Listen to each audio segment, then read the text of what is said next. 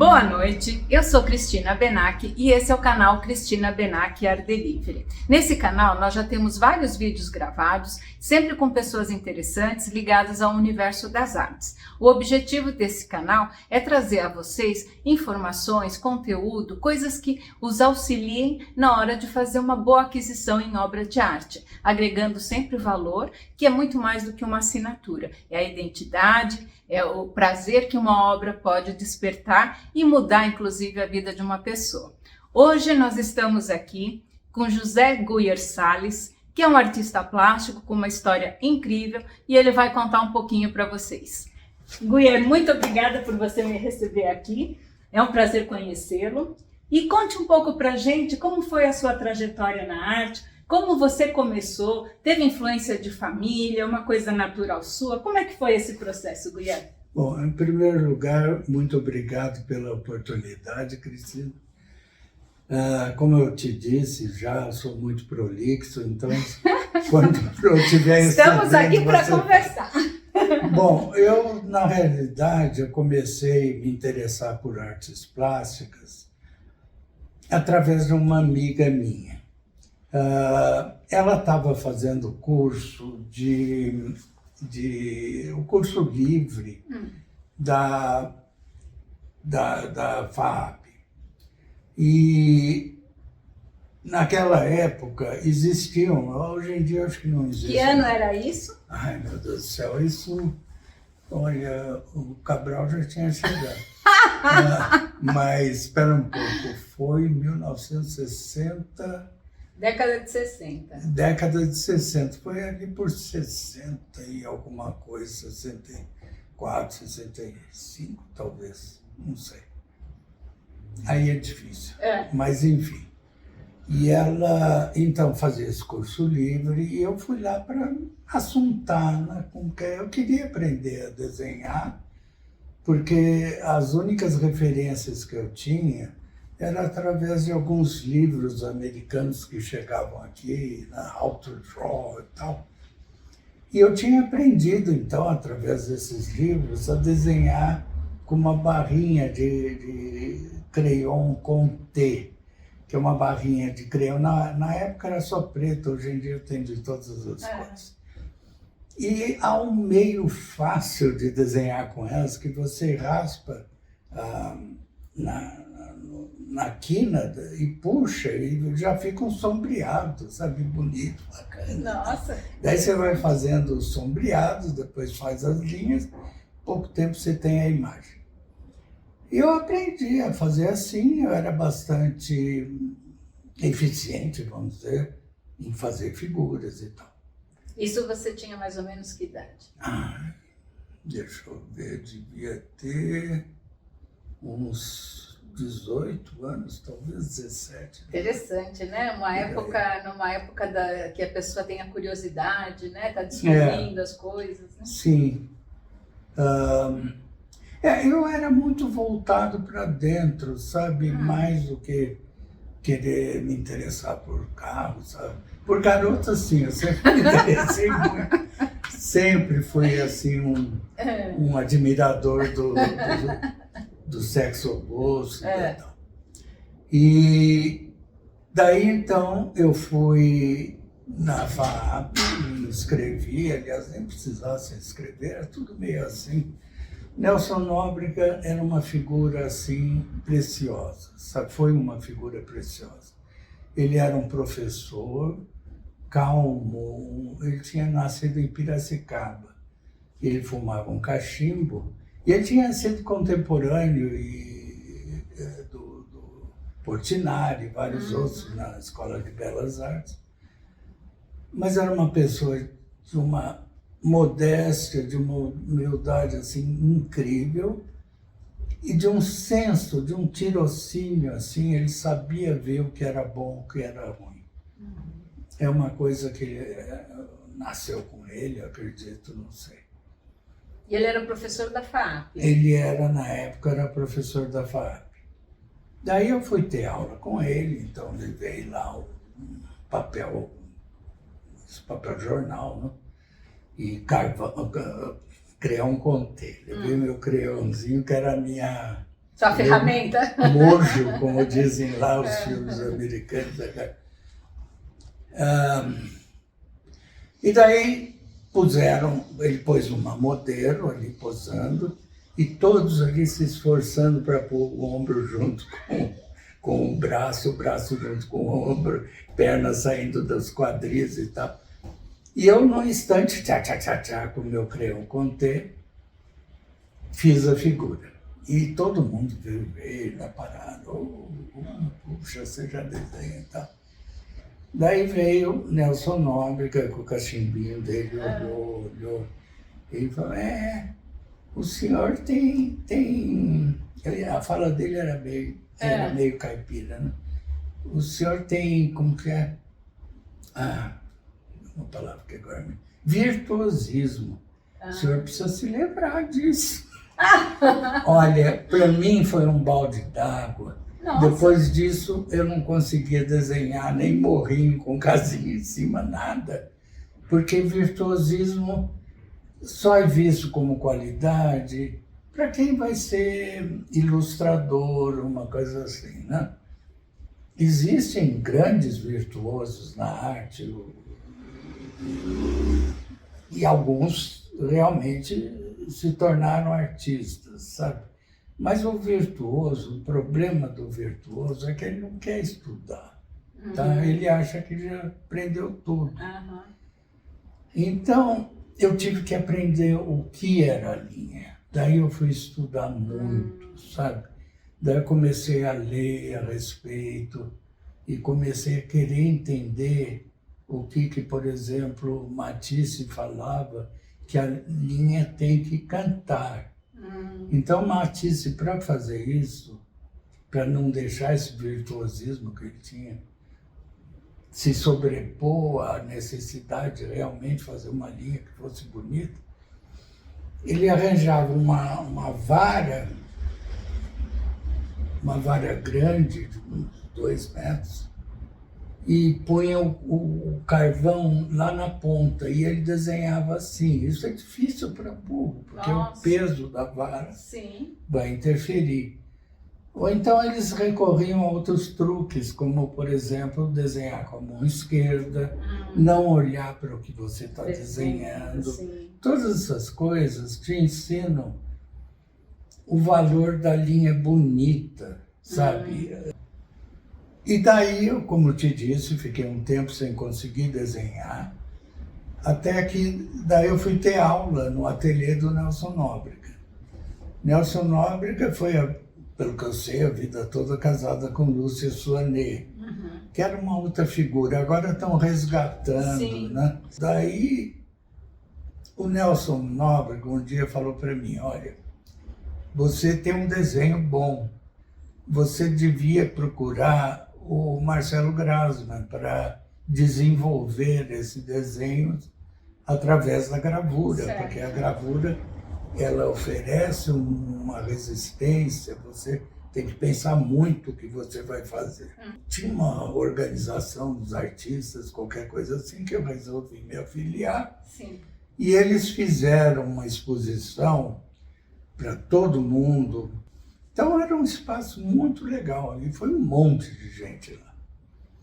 E daí não me lembro quem que passou, viu minhas coisas e falou, olha, por que você não procura no Grasp? Porque eu estava fazendo gravura, Maelmene, né? Eu tinha arranjado uma prensinha e apenas riscava a chapa, fazia uma pontação. Porque a gravura, gente, é uma coisa muito interessante, porque ser um bom pintor, um bom aquarelista, não necessariamente pode ser um bom gravador. Saber gravar o metal, a madeira, são técnicas muito específicas e são poucos aqueles que se destacaram como grandes gravadores, né? E o NUGRASP era o Núcleo de Gravadores do Estado de São Paulo, que funcionava no Museu de Arte Moderna, né? Isso. E quem fundou esse núcleo? Pois é.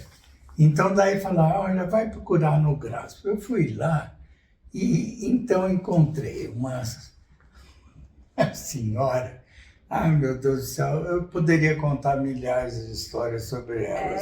Isardo Amaral Berlim. Isardo Amaral Berlim. Ela era louca de Petra, era maravilhosa. Ela tinha sido contemporânea da minha mãe e conhecia. Então, socialmente, eles conheciam. Era uma senhora Berlim, que era uma família abastada e tal. E ela resolveu se interessar pela gravura e ela foi para Paris para estudar no La Lumière, eu acho, um grande ateliê, grande pela fama e tal. Sim. Na época, isso deve ter sido 1950, por aí. Bom, e ela foi de navio.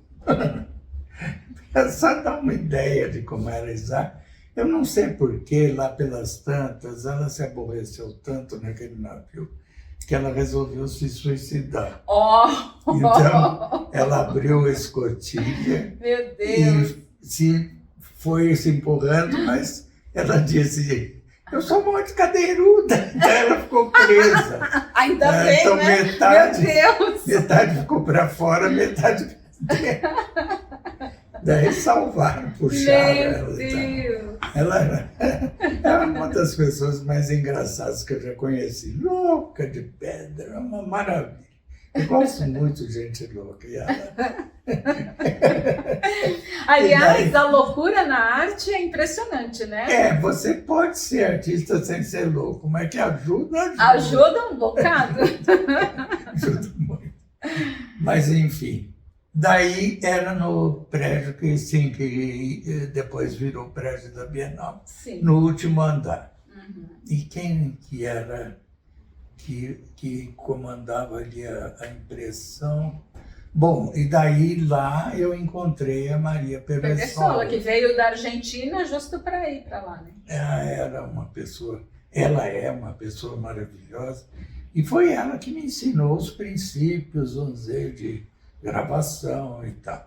A Isa era uma pessoa muito proativa, então ela resolveu fazer um clube de gravura da Nograço. O que ela fazia? Comprava a edição de um artista. Isso já foi feito em vários lugares, mas aqui em São Paulo acho que ela foi a primeira.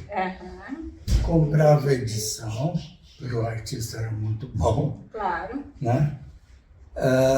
E distribuía entre os sócios. Do Clube da Gravura. Do Clube da Gravura do Nograço.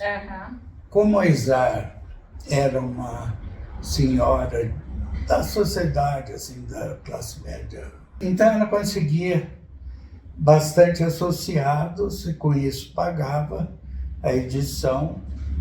E então era muito bom para o artista, sabe? Porque ele ia lá e, para um artista que faz gravura, imagina, ele faz, se ele for muito modesto, se fizer uma ponta seca, ele pode tirar uns 5, 6, isso é relativamente fácil de vender.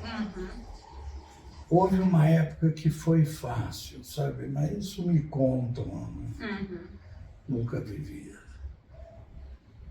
Daí, então, se você vende a edição inteira, uma edição de 75, é um dinheiro que entra. Claro, né? claro. É muito bom. E foi bom, assim, para divulgar a gravura, porque, ao contrário do que aconteceu na Europa, assim, que se dava muito valor ao papel, aqui foi muito difícil, né, que as pessoas entendessem, porque se confunde muito a gravura, a reprodução. E quando a pessoa diz reprodução, ela pensa numa reprodução gráfica, né? Sim. E a gravura, ela é, embora ela tenha mais de uma, né? Ela é reproduzida mais de uma vez, mas ela é feita uma a uma, né? Sim. Então é outro processo, não tem nada a ver com uma reprodução gráfica. Não. E isso demorou muito para que surgissem grandes colecionadores de papel, né? Muito. Porque se confundia com pôsteres. Então, o gravador aqui sofreu bastante, né? Muito. Quase todo lugar do mundo, mas aqui principalmente. Aqui principalmente. Não, na Europa e tal. Sim, se valorizava mais o papel. Aliás, me contaram que no Rio Grande do Sul, se não me engano, teve uma época que fizeram um clube da gravura lá, que deu muito certo também, que as pessoas iam comprar nos ateliês, nas gráficas. Agora, essa confusão se deve também ao fato que lá por 1900 e pouco, Os franceses, um francês inventou um método que chamou de gravure. Esse método transferia uma imagem, um desenho, qualquer coisa, fotograficamente para a chapa. Daí era trabalhado com ácidos, como normalmente é. Só que tinha uma diferença, você podia fazer uma tiragem enorme. Sim. Então, por muito tempo, os livros eram impressos dessa forma. Os jornais começavam a publicar fotografias através desse método e tal. Então ficou esse nome, gravure, confundiu-se com gravura. Sim. Né? E aqui no Brasil, além disso, a gravura passou a ser um termo genérico. Você fala, por exemplo, xilogravura, gravura de topo, que é um tipo de xilogravura também, litografia, serigrafia, cada uma tem seu nicho. Sim, sim. Mas ficou tudo com o nome de gravura. Você fala gravura para tudo. Gravura é o que é gravado. Nessa categoria, você pode incluir xilogravura, gravura de topo, que é gravura com boril, na madeira, e a gravura mesmo em si, né? Essas são gravuras. Que é no metal, na placa de cobre. No metal, em geral. Aliás, aqui no Brasil se usava muito, desde o começo, placa de cobre. Depois, adiantando um pouco a história, fui estudar no Pratt Graphic Center, em Nova York, e lá ninguém usava cobre porque era proibitivo. Lá usavam zinco. Ao zinco. Então foi isso. Daí então foi, eu acho, a Izar, o trabalho da Izar, o trabalho da Maria Perassoli, ajudaram muito a gravura, sabe? Sim. Foi o começo. Depois vieram outros, mas a Izar foi a desbravadora, vamos dizer assim. Então, esse pessoal todo, ele traz, assim, a essência da gravura aqui no Brasil, né? Toda a história, todo o processo, né? De como... Hoje em dia a gente tem tantas técnicas diferentes, né? Tantas coisas novas que se fazem, né? Mas a origem mesmo, esse grupo lá do Nugrasp, né? Ele realmente foi o que conseguiu propagar, né? As técnicas mais convencionais de se fazer gravura, né? Sim. E tinha inclusive outros, como Pedro Sema, que foi para uma outra categoria. Ele foi mais para a parte dos convites, ele fazia certificados, né? Mas ao longo de sua trajetória toda, você viveu da sua arte. Sim, às vezes muito mal, mas sim. Sempre viveu da sua arte? Você não teve um outro ofício? Nunca trabalhou? Não, eu dei aula, né? Sim. Eu trabalhei, quando eu fui, adiantando um pouquinho, em 1966, 66, o Pratt Graphic Center me concedeu uma bolsa de estudo. Daí eu juntei os trens que eu tinha, né? Na época eu consegui reunir $3.000 e fui. Minha mulher, na época, ficou com... Eu tinha um casal de filhos, tenho, agora são grandes. E fui para Nova York. Verde como o mais verde dos verdes dos caipiras, sabe? Cheguei lá vestindo terno, com 2 malas enormes. Cheguei, o Pratt estava fechado, e daí eu subi, eu não sabia, era num loft, na canal com a Broadway com a 10ª parte, uma coisa assim. Subi e chego lá, porta fechada, e daqui a pouco aparece um rapaz, um americano, era o Jack Stuck. Ele foi meu amigo durante todo o tempo que eu fiquei lá em Nova York. Eu fiquei 14 anos 14 anos morando lá. 14 anos eu fiquei. E ali você produziu muito? Muito. Ali eu aprendi a litografia, eu aprendi técnicas. O Pratt Graphic Center era assim, tem um Pratt Institute no Brooklyn, e o Pratt Graphic Center funcionava em colaboração com o Pratt Institute, Pratt Institute. E eles, por exemplo, quando algum aluno de lá, que estava fazendo arquitetura, sei lá o quê, queria aprender gravura, ia para o Pratt Graphic Center. E o Pratt Graphic Center, os diretores foram muito espertos e eles conseguiram,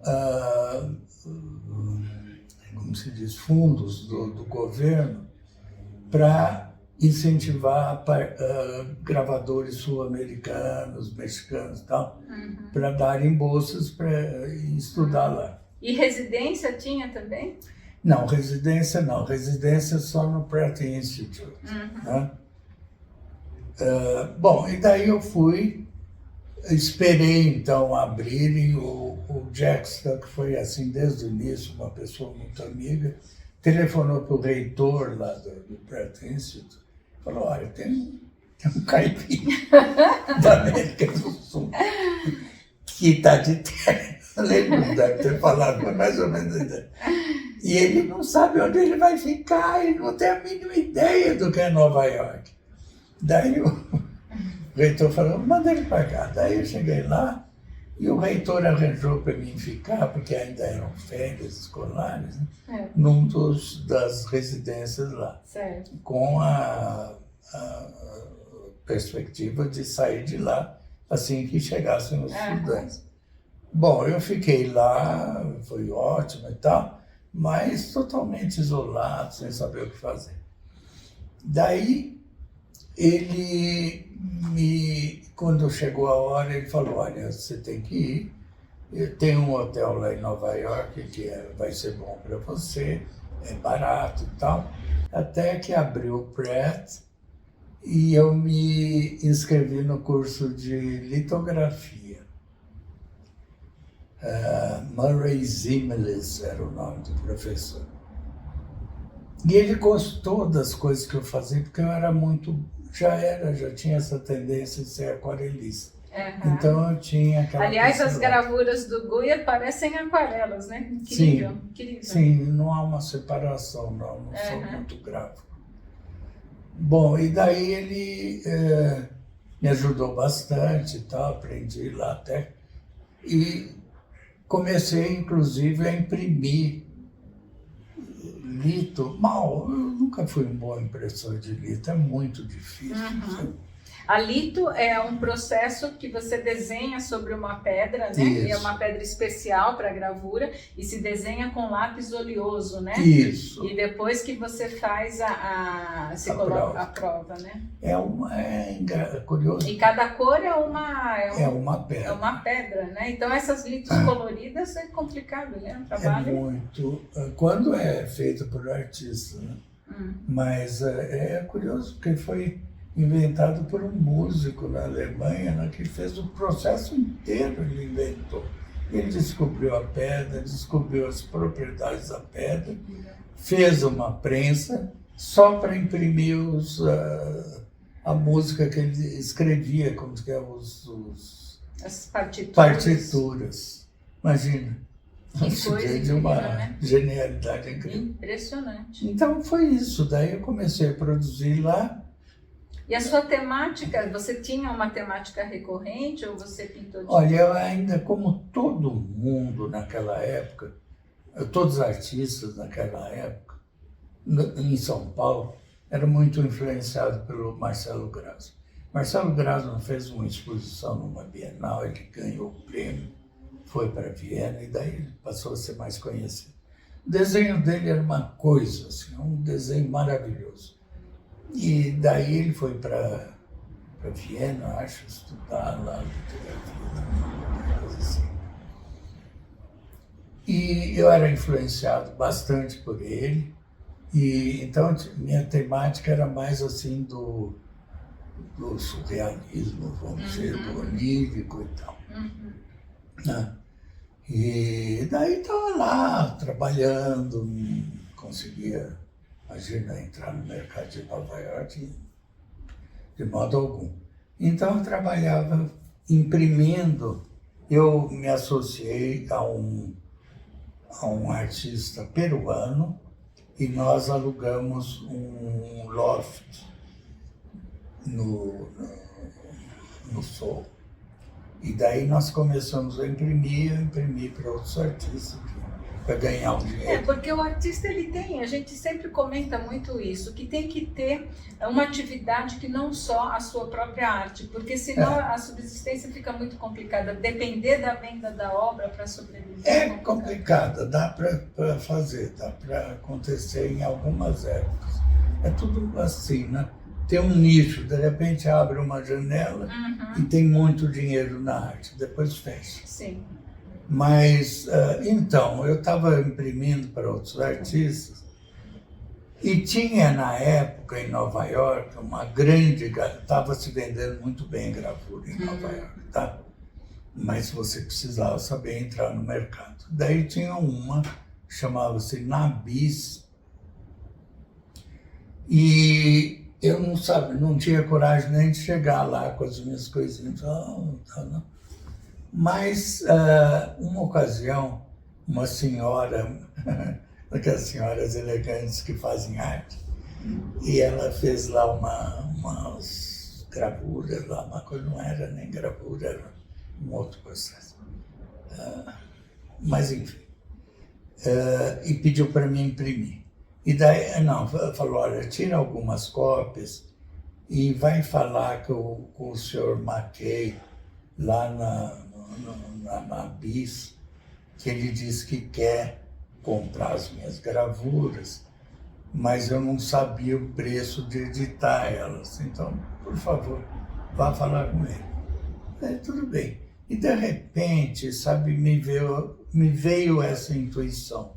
Ele não vai comprar as coisas dela, ele vai comprar as minhas. Não era uma coisa maléfica, assim. Eu intuí isso, eu pus então algumas gravuras e levei lá e mostrei as gravuras dela. E ele falou, você tem algumas gravuras suas para mim? Eu mostrei. E comprou as suas? Ele quieto, no fim ele falou, vou te confessar uma coisa, eu não quero comprar as gravuras dela, mas eu quero as suas. Então eu assinei um contrato onde ele comprava 15 provas numa edição de 75 e a edição era reservada para ele. Depois das 15 cópias, se a venda fosse boa, ele ia comprando mais. Mas eram 4 edições de 15 cada uma, já dava um dinheirinho interessante para mim. Vendi essas edições e o que acontece? Era uma... E essas eram lito? Eram metal. Metal? E eu estava usando técnica fotográfica que eu aprendi lá no Pratt. E eu usava para os meus... eu não usava fotografia, eu desenhava num papel semi-transparente, aquilo me dava liberdade de traço, porque nessa ocasião, eu já tinha aprendido a desenhar direitinho, né? Não era mais aquela coisa do virtuoso. Do virtuoso. E eu então fazia os desenhos, passava fotograficamente para a Chaplin, fazia várias cores e tal. Bom, então, lógico, eu saí de lá da Nabis. Era chiquérrima a galeria, um tapete grosso, assim, secretárias lindíssimas, aquela coisa assim. Cheio de pompa. Nossa! E saí de lá andando assim, mais ou menos uns 30 centímetros acima do solo. Foi a única vez que eu consegui fazer isso. Não, é uma conquista, né? Nossa, depois de toda uma aventura, né? Nossa, foi fantástico. Bom, então... Foi uma maravilha e tal, minha mulher, na ocasião já tinha nascido o terceiro filho, que nasceu lá em Nova York. Já tínhamos uma vida de americanos. Nova-iorquinos, é outra categoria. E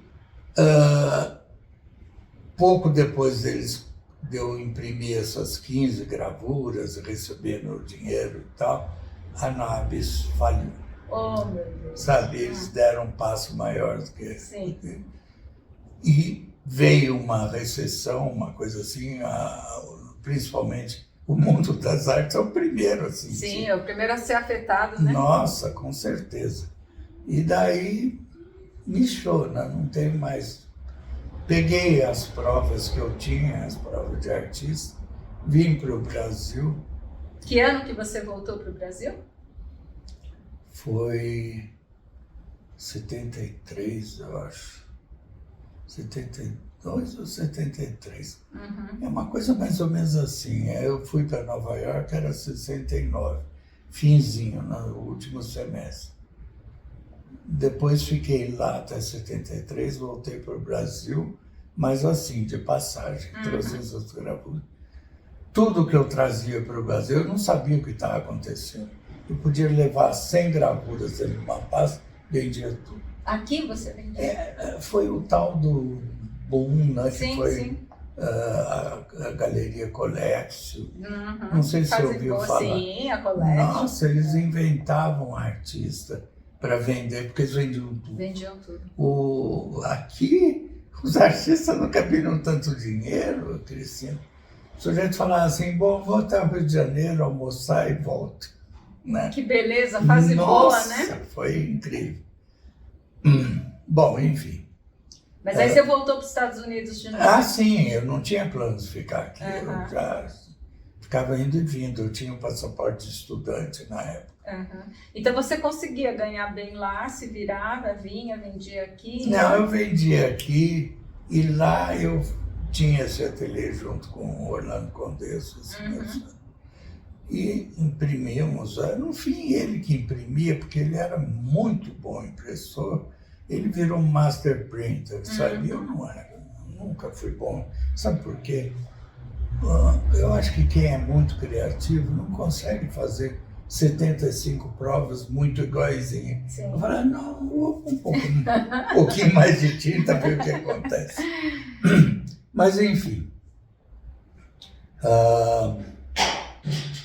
E quando você veio definitivamente para o Brasil? Isso foi só em 83, 84, 84, acho. Foi. Eu me separei. Eu tinha comprado uma casa lá no Brooklyn, num lugar de artistas, Vinegar Hill chamava. E Morro do Vinagre. Não era morro, na Nova York é plano, então era uma pequena elevação. E Vinegar Hill é o nome que os irlandeses trouxeram com eles, porque foi uma batalha que eles venceram contra os ingleses em Vinegar Hill. Então, chamava-se Vinegar Hill. Bom, eu deixei minha casa para minha mulher na ocasião, meus filhos, tinham 3, vim para o Brasil. Sabe, o nosso casamento tinha acabado e eu vivia... Foi uma mudança, porque eu larguei tudo com ela. Na época estava uma crise no mercado também, aqui e lá. E eu saí da casa que eu tinha, que nós estamos reformando, e fui morar no Spanish Harlem, lá no... Uma vez eu desci do prédio que eu tinha 5 andares, e estava chovendo, né? E daí, você tem limite aí? Não, vamos comentando. Mas estava chovendo, então chegou um hispânico e um outro do lado e falou, nossa, já pode ter branco nesse...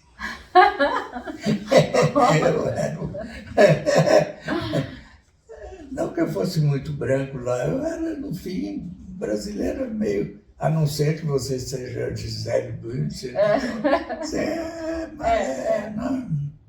é hispânico. Bom, enfim, eu fiquei um ano lá. Olha, Cristina, naquela ocasião foi duro, eu passei fome. Nossa. Cheguei a ficar uma semana, sobrevivia porque tinha uma amiga que trabalhava numa lanchonete, então no fim de semana ela trazia um monte de Nossa, pães que e tal. difícil, né? Foi muito difícil. Eu passava sempre, Nova York é uma cidade muito rica, então eu ficava olhando a calçada, né, esperando alguma nota, alguma coisa. E aí você resolveu vir embora para o Brasil? Bom, daí que eu não tinha dinheiro nem para pagar mais o aluguel, estava muito difícil. E daí eu estava trabalhando numa galeria que foi esse meu sócio, Orlando Condesso, que fez sociedade com uma senhora muito elegante, muito chique, a quem eu tinha dado aula em Westchester, que é um subúrbio de Nova York. Sue Lawler, uma descendente de irlandeses. Né? E ela, então, fez sociedade com ele, e ele me chamou, então, para ajudar a fazer a marcenaria da galeria, e com isso eu ganhei um pouco de dinheiro, podia comer. Olha, você me vê assim gordinho, eu era magro, meu pescoço, né? Era uma coisa, nossa, era um sobrevivente. Né? Bom, daí eu estava lá trabalhando um dia e entra uma senhora muito chique do Texas e começa a ver gravura que ela estava comprando por um banco do Texas. E daí a assistente da Sulola mostrava uma, mostrava outra, que mostrou a minha. Eu não gostei, que preço é? E a assistente veio para mim e falou, qual o preço? Eu falei, sei lá, não estou vendendo há tanto tempo. Cobra aí uns $100, tá bom? Ela chegou lá para a mulher, eu ouvindo daqui, $600. A mulher não piscou, comprou 2 gravuras, daí voltou para o Texas, voltou de novo, comprou mais 2. Então eu tenho 4 gravuras no banco do Texas. Tem mais algumas também nas seleções do Reader Digest, que foi comprado depois e tal. Mas daí eu tinha dinheiro, e daí eu voltei para o Brasil, não aguentava mais. E quando você voltou para o Brasil, você trabalhou com galerias, você montou seu ateliê, como foi isso? Não, eu, por sorte, tinha esse amigo meu, Hortêncio Vieira, né, que ele era um CEO, né? Ele era um engenheiro químico e que tinha ganho muito dinheiro com o trabalho dele. E ele tinha uma aposentadoria muito boa que ele conquistou. Então ele montou um ateliê de gravura. Galeria do Paulinho, não sei quem era. Ele comprou uma edição minha e vendeu a edição toda em menos de uma semana. Eu telefonei para ele para saber, Paulinho, como que está indo? Paulinho Figueiredo. Como está indo aí a coisa? Ele falou, nossa, está uma vendilância. Que bom! Daí eu fiz uma exposição, daí o Renato Magalhães Gouveia, que já era meu conhecido antes de eu ir para Nova York, fez uma exposição grande de gravuras minhas, de gravura não, de aquarelas grandes minhas. A época era tão louca, foram gravuras, eu acho que sim. Gravuras, não foram gravuras, foram aquarelas ou foram telas, eu não me lembro. Mas foram telas. Foram telas, acrílico e óleo. 4 dias antes, ele chamou umas pessoas para ver, vendeu tudo. Que maravilha. Daí, então, não, maravilha. Isso já devia ser o quê? Década de 80? Não, sim, seguramente, era década já perto de 90, né? Perto de 90. Aí continuava dando aula, vendia nas galerias. Isso. Então foi um processo interessante. Você passou por toda uma trajetória com muita dificuldade, né? Sim. Mas nunca se afastou da arte. Sempre foi o teu meio de vida, sempre foi a arte. Com uma pequeníssima exceção. eu sou fanático, ou era mais, por computadores, desde o início dos primeiros anos. E lá por 76, quando estavam começando os primeiros home computers, né? Teve uma empresa, Radio Shack, acho que não existe mais, que lançou o TRS-80, um computador para casa, doméstico. E eu comprei, primeira coisa, puxa, logo saiu, fui lá. E era muito limitado, tinha só alguns programas, tinha uma memória assim, que hoje em dia um relógio eletrônico dá de... Mas eu aprendi a programar e vendi uns programas que eu fiz para ensinar aritmética para criança. Interessante. Mas aí você ficou... Depois você foi para Itapecerica? Para Itapecerica eu fui porque eu estava imprimindo, às vezes, lá com a Peressola. Com a Peressola. Eu gostava dos ares de Itapecerica. E agora, hoje em dia, você ainda continua produzindo? Você fez 2 aquarelas enormes, lindíssimas. A ideia dessas aquarelas é fazer o quê? Você vai colocar para vender? O que você vai fazer? Quando houver oportunidade, então fica para o meu filho. Hoje está aposentado. Enquanto um artista pode ser aposentado, não? O papo tá muito bacana para vocês entenderem, né, como que é a trajetória de um artista. A produção de um artista, ela tem muito mais do que aquilo meramente que a gente enxerga ali no papel ou numa tela, né? Por trás disso tem toda uma vivência, tem toda uma história. E o Guyer contou aqui uma trajetória que vocês viram quantas dificuldades, né? Bons momentos, maus momentos, mas aquele que está ligado à arte realmente não consegue se desfazer dela, né?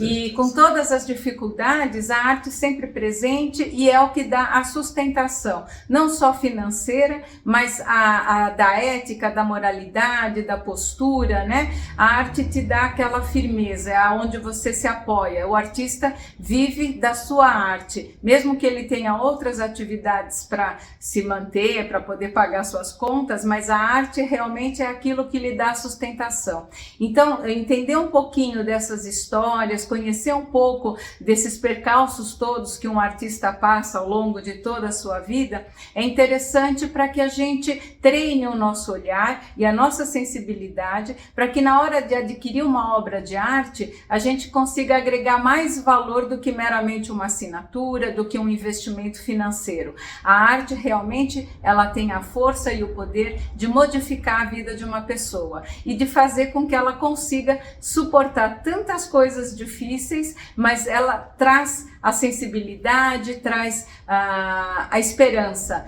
Então é importante que quem está comprando obra de arte, que pense em todos esses assuntos que a gente discorre aqui nesse canal, para que compre cada vez com mais consciência e segurança. Então eu agradeço imensamente a vocês que nos ouviram até aqui. Nós vamos deixar o contato do Guyer, se vocês quiserem conhecer mais da obra dele, para vocês entrarem em contato. E agradeço imensamente, peço para que vocês assistam os outros vídeos do canal, curtam, compartilhem e não deixem de se inscrever e acionar o sininho da notificação para serem avisados sempre que tiver um novo vídeo no nosso canal. Combinado? Muito obrigada e até o próximo vídeo. Tchau, tchau!